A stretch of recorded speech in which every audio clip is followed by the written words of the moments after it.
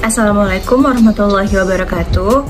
Kami dari kelompok BTI atau Bhinneka Tunggal Ika akan mempresentasikan hasil kerja kami yang berjudul Eksistensi Pancasila di Era Milenial dalam Pendidikan Karakter bagi Generasi Muda Bangsa Indonesia.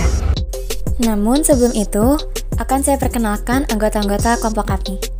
Pertama, Aulia Nindya. Kedua, ada Audina Khairunisa. Ketiga, Dinda Marfiani Zalia. Keempat, Putri Nur Fazriyah.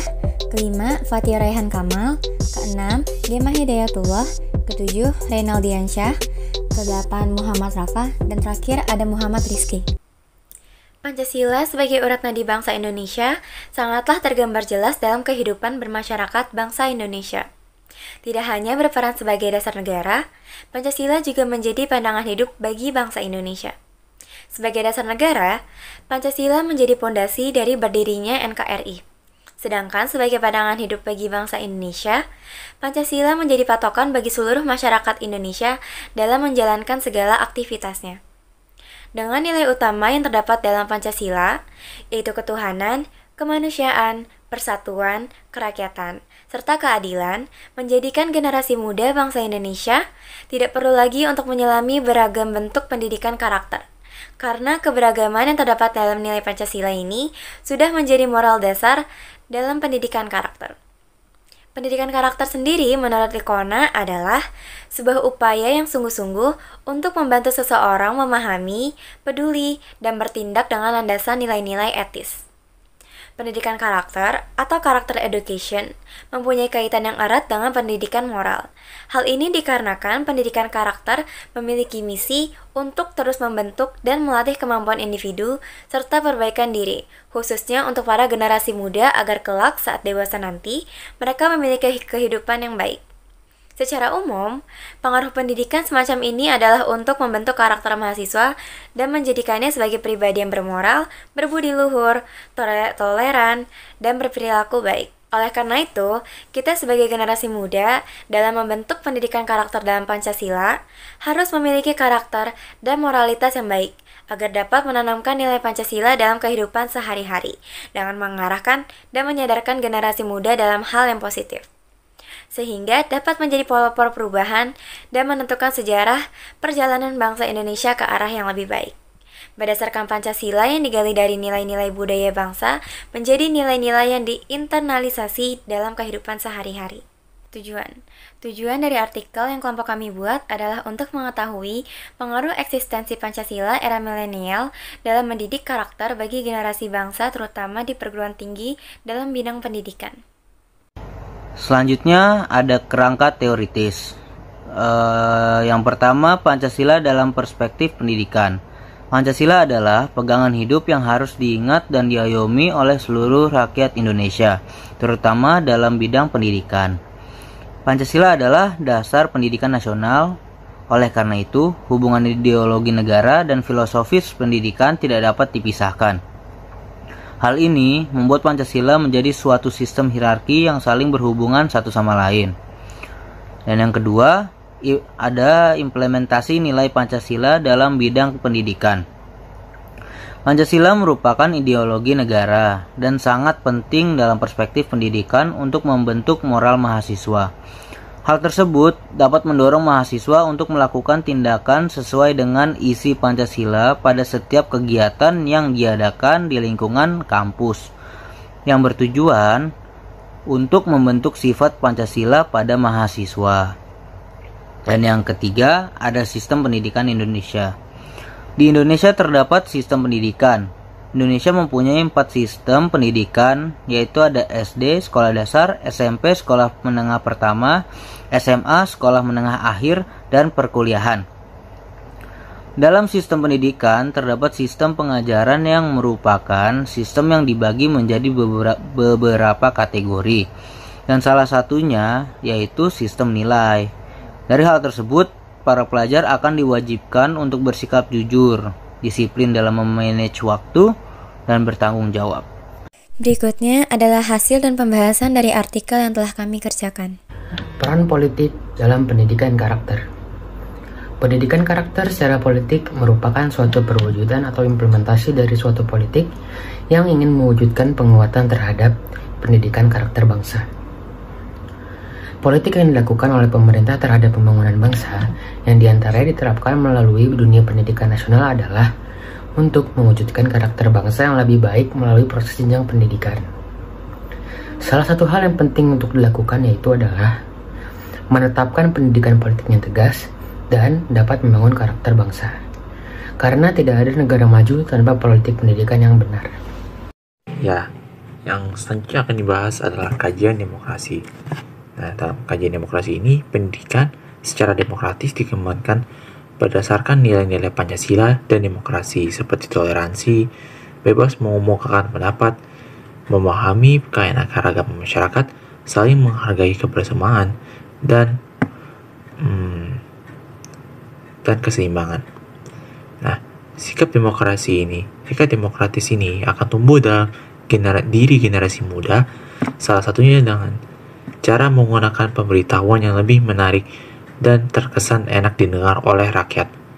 Jadi demokrasi ini harus dibangun dari kecil seperti dari tingkat sekolah dasar agar nantinya mereka bisa lebih baik menghormati isi dari demokrasi ini dan menanamkan sifat demokrasi. Dalam lingkungan pendidikan, demokrasi diterapkan dalam berbagai hal seperti bermusyawarah dalam memperoleh hasil dari kelompok atau organisasi. Selanjutnya adalah HAM dan juga ekstensi Pancasila era milenial dalam pendidikan universitas. Jadi hak asasi ini dikenal juga merupakan hak istimewa yang dimiliki dan didapat oleh setiap orang sejak mereka lahir, dan tanpa adanya hak asasi manusia ini mungkin kita tidak bertahan sebagai seorang manusia. Dikarenakan hak asasi ini adalah hak kodrat yang tumbuh dan sudah kita dapat sejak manusia lahir, jadi memang tidak ada kekuasaan ataupun hak seseorang untuk mengambil atau merenggut dari pemiliknya. Tapi dapat diketahui juga bahwa hak asasi manusia itu bukan berarti tidak dibatasi, karena batasan hak asasi manusia seseorang itu juga mencakup hak-hak manusia yang berkaitan dengan individu lainnya juga. Pada pasal ayat 1 dan ayat 2, Deklarasi Universal Hak Asasi Manusia menunjukkan bahwa pada ayat 1, setiap individu berhak atas pendidikan, yang dimana pendidikan bersifat wajib, setidaknya di tingkat dasar dan menengah, pendidikan teknik dan kejurusan harus dibuka untuk umum. Dan pendidikan tinggi harus tersedia bagi semua orang berdasarkan prestasi. Sedangkan di ayat 2 tercantum pendidikan harus berfokus pada pengembangan pribadi serta untuk mengembangkan rasa hormat terhadap hak asasi manusia dan juga kebebasan lainnya. Segitu saja, materi selanjutnya akan dibacakan oleh teman saya. Selanjutnya, penanaman anti korupsi Pancasila di era milenial terhadap mahasiswa melalui pendidikan. Pendidikan berperan dalam memberantas anti korupsi yang sudah menjadi hal yang wajib ditanam sejak dini. Agar korupsi tidak bertumbuh lagi di Indonesia, maka kita perlu mencari sumber masalahnya sampai ke akar. Dengan memberikan bimbingan anti korupsi yang terbaik, maka dapat memberikan perlindungan kepada calon generasi penerus bangsa dari tingginya tindakan korupsi. Dalam Pancasila, penanaman anti korupsi menjadi hal yang harus diperhatikan agar sesuai dengan sila yang berlaku, dan tidak terjadinya penyimpangan korupsi yang sudah berlaku berdasarkan sila-sila. Diharapkan melalui penanaman nilai-nilai anti korupsi terhadap setiap anak bangsa melalui lembaga pendidikan sejak dini, ketika sudah besar dan mengambil peran sosial serta berada di institusi sosial tertentu, dapat menjadi agent of change bagi kehidupan masyarakat yang dapat meruntuhkan sistem budaya korupsi dan dapat terciptanya generasi baru yang jauh lebih baik. Selanjutnya adalah Pancasila dalam pendidikan karakter mahasiswa anti narkoba. Nah, narkoba sendiri merupakan suatu zat yang dapat mempengaruhi kondisi psikologis serta fisik seseorang. Geografis yang terbuka menyebabkan narkoba mudah masuk dan menyebar di seluruh wilayah Indonesia, serta berisiko ketergantungan hingga kematian. Berdasarkan data BNN pada tahun 2019 pun tercatat bahwa 3,6 juta pengguna narkoba dengan 70% diantaranya adalah usia produktif, yakni 16-65 tahun. Nah, dari usia tersebut 27%-nya adalah pelajar dan mahasiswa. Jenis narkoba yang paling banyak digunakan pun adalah ganja, sabu, dan ekstasi. Pengguna narkoba biasanya diawali dari lingkungannya yang juga pemakai, sehingga mencoba-coba terutama pada saat memiliki situasi mental yang lemah. Kemudian berangsur-angsur menjadi sebuah kebiasaan, walau tidak dalam keadaan bermasalah sehingga tidak menutup kemungkinan pengguna sampai pada tahap ketergantungan, sakau, dan meninggal dunia. Demi mencegah terjadinya hal ini, selain ada tanggung jawab dan kontrol diri dari mahasiswa, namun perguruan tinggi juga turut bertanggung jawab sebagai sarana edukasi, seperti yang diketahui bahwa perguruan tinggi memiliki sedikitnya 3 peran, yakni sebagai sumber ilmu pengetahuan, kontributor, dan implementator. Nah, maka dari itu, sebagai sumber ilmu pengetahuan, perguruan tinggi memasukkan mata kuliah Pendidikan Pancasila Kewarganegaraan dan Pendidikan Agama sebagai mata kuliah yang wajib bagi mahasiswa. Apabila mahasiswa sadar akan butir-butir Pancasila dan diiringi dengan pendidikan agama, maka akan ada rasa takut dalam diri serta paham bahwa agama pun melarang dan mengharamkan sesuatu yang bisa berbahaya. Contohnya ini adalah narkoba. Selain itu, mahasiswa juga sadar bahaya narkoba sehingga tidak akan menggunakan atau mengedarkannya. Dalam hal ini, perguruan tinggi bersama mahasiswa bersama-sama memerangi dan mencegah penyalahgunaan narkoba. Sebagai implementator, perguruan tinggi juga berwenang menerapkan ilmu yang didapat dalam kehidupan masyarakat.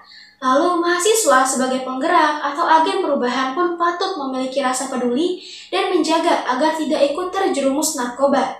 Nah, tidak hanya itu, Pancasila juga mengajarkan keadilan, sehingga langkah yang bisa diambil bagi pengedar adalah memberikan hukum yang adil tanpa membedakan status dan memberikan rehabilitasi bagi para pengguna agar bisa diselamatkan dan kelak memiliki kehidupan yang lebih baik. Mari kita masuk ke pembahasan selanjutnya, yaitu menghadapi tantangan milenial dengan nilai Pancasila. Pendidikan dibutuhkan bagi pengembangan setiap individu yang sudah siap untuk menghadapi kehidupan yang selalu berubah. Melalui pendidikan Pancasila, eksistensi Pancasila sebagai fondasi sekaligus ideologi kebangsaan dan kenegaraan Indonesia akan tetap terpelihara, kini dan di masa yang akan datang. Bagi masa depan, pendidikan Pancasila bertujuan untuk menjawab tantangan dunia dengan mengembangkan pengetahuan, pemahaman, penghayatan, komitmen, dan pola Pancasila itu sendiri pada setiap warga negara Indonesia. Dan yang terakhir itu ada kesimpulan dan implikasi. Kesimpulan. Pendidikan karakter bangsa tidak dapat dilihat oleh tataran angka. Tidak berarti sulit dilakukan, akan tetapi membutuhkan keberanian pihak layanan pendidikan untuk memberikan pendidikan karakter pada siswa. Pemahaman terhadap Pancasila harus menjadi syarat pokok setiap pendidik. Karakter nasionalisme pada dasarnya merupakan kemampuan siswa dan para penyelenggara pendidikan untuk menghayati Undang-Undang Dasar 1945, Pancasila, Bhinneka Tunggal Ika, dan NKRI. Keempat hal ini harus menjadi bagian dalam penyampaian pengetahuan para siswa, tetapi sayangnya keempat hal penting tersebut hanyalah omongan dari para politikus yang tidak diupayakan secara baik oleh mereka. Yang kedua, B. Implikasi. Nasionalisme dianggap sebagai faktor penting dan penentu dalam pembentukan identitas nasional. Dalam menciptakan pendidikan, karakter bagi generasi muda bangsa Indonesia tentu dapat melalui berbagai jalur, termasuk pendidikan. Oleh karena itu, kita sebagai generasi muda harus memiliki akhlak dan moral yang baik untuk dapat mengajarkan prinsip-prinsip Pancasila dalam kehidupan sehari-hari dengan memimpin dan membangkitkan generasi muda dalam hal-hal yang bermanfaat. Nah, hal ini bertujuan agar sebagai mahasiswa dan generasi milenial di tanah air mampu mengadopsi standar Pancasila dalam kehidupan sehari-hari. Dengan melakukan perkuliahan, mahasiswa dapat terhindar dari melakukan kegiatan yang merugikan diri sendiri dan bangsa. Perguruan tinggi di sisi lain bertanggung jawab untuk menyediakan fasilitas pendidikan Karena perguruan tinggi diakui memainkan setidaknya 3 fungsi, yaitu sumber informasi, kontributor, dan pelaksana. Di dalam Pancasila Pasal 5, keadilan bagi seluruh rakyat Indonesia, dikehendaki bahwa seluruh rakyat Indonesia berhak atas pendidikan yang terbaik dan wajib. Eksistensi Pancasila sebagai dasar serta filsafah bangsa dan negara Indonesia akan dilestarikan melalui pendidikan Pancasila hari ini dan di masa yang akan datang. Sekian dari apa yang dapat kelompok kami sampaikan. Kurang lebihnya mohon maaf. Wassalamualaikum warahmatullahi wabarakatuh.